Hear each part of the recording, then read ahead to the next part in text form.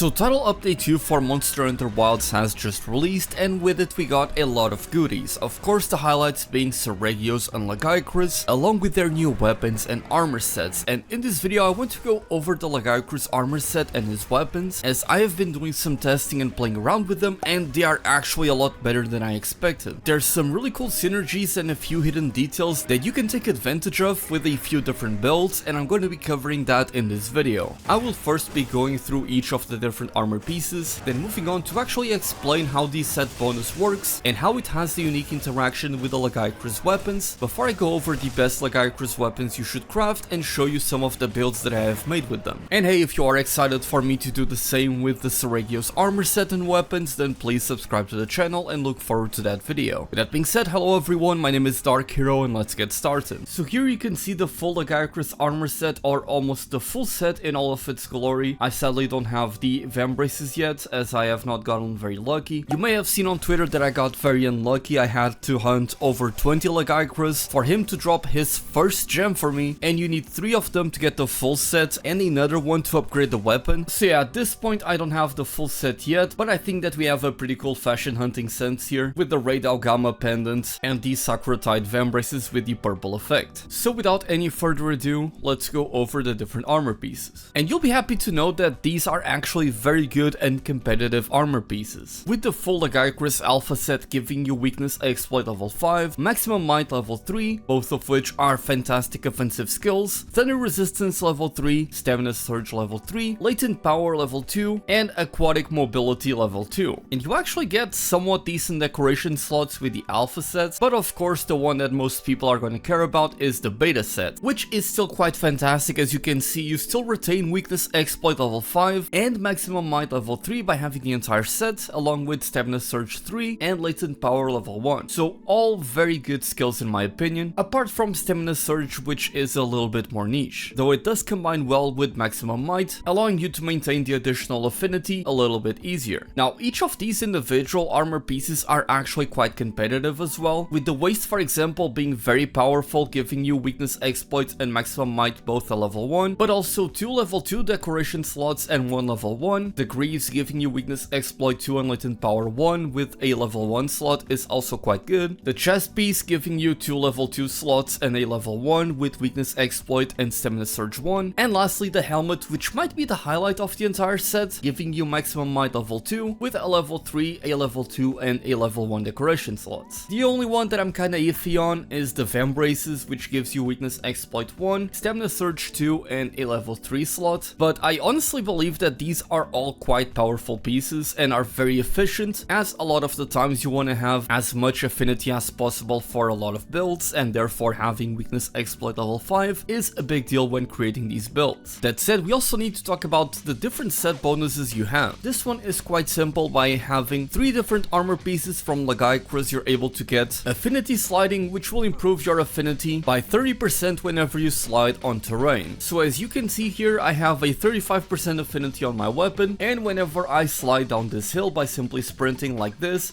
you can see that the skill Affinity Sliding has activated, and I now have 65% affinity. So it's actually quite hard to get this to trigger intentionally, because an attack like this, the sliding swipe on the sword and shield, does not count towards activating that. So you really need to take advantage of these slopes, and I honestly don't find them as much as I used to find in Monster Hunter World. But hey, if you remember that you have this effect while you have the Lagiacrus set, you get 30% affinity for 30 seconds. Now the second set bonus is the one that needs some explanation. It has 2 levels and it's called Leviathan's Fury, which gives you the Azure Bolt effect. At level 1, which requires 2 armor pieces, you'll temporarily increase your affinity and deal extra thunder damage upon buildup. And at level 2, which requires 4 armor pieces, you'll further increase the additional thunder damage and moderately extend the duration of the affinity increase. So here's the way that this skill works. This skill works somewhat similarly to the Rathalos Scorcher skill, but it's thunder instead of fire and has the added affinity, which does make sense since the two are essentially rivals. But maybe saying that it's similar to Scorcher is somewhat misleading, because it does work slightly different. So whenever you go and attack a monster like this target dummy, you're going to get these flashing effects that you can see right there,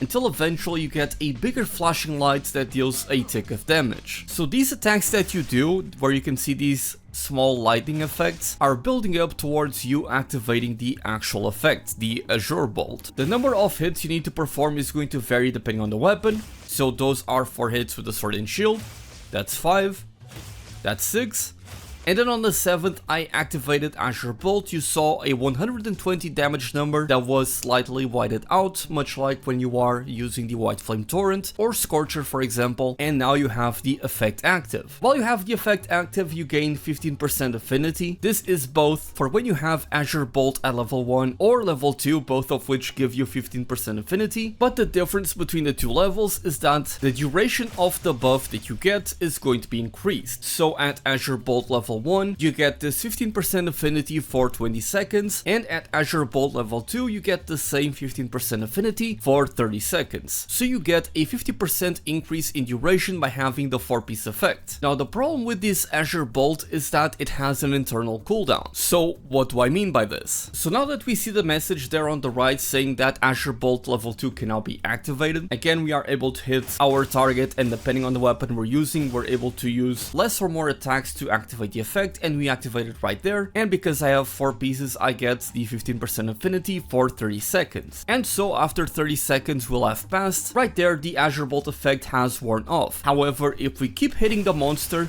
you don't see those flashing lights anymore. We're not able to activate the Azure Bolt effect just yet. We have to wait for this internal cooldown to end, and then we will get a message prompt that will tell us that we can activate Azure Bolt again. And this internal cooldown is of around 30 seconds. See right there, we get the message, and now if we hit the monster, we get those lightning effects, and we're able to activate Azure Bolt once again. So effectively, Azure Bolt ends up having what is essentially a 35-second cooldown for you to get the 15% affinity, which can be 20 or 30 seconds depending on the level of the skill, and once that timer runs out you get the 30-second cooldown, and only then can you start hitting the monster again, which will usually take 3 to 5 seconds to proc the Azure Bolt once again. So that's what I mean when I say that effectively it's more like a 33 to 35 second internal cooldown. Now that said, there are a couple more things to this skill that I need to discuss, and that is the damage proc that you get whenever you activate Azure Bolt, because the damage that you get with it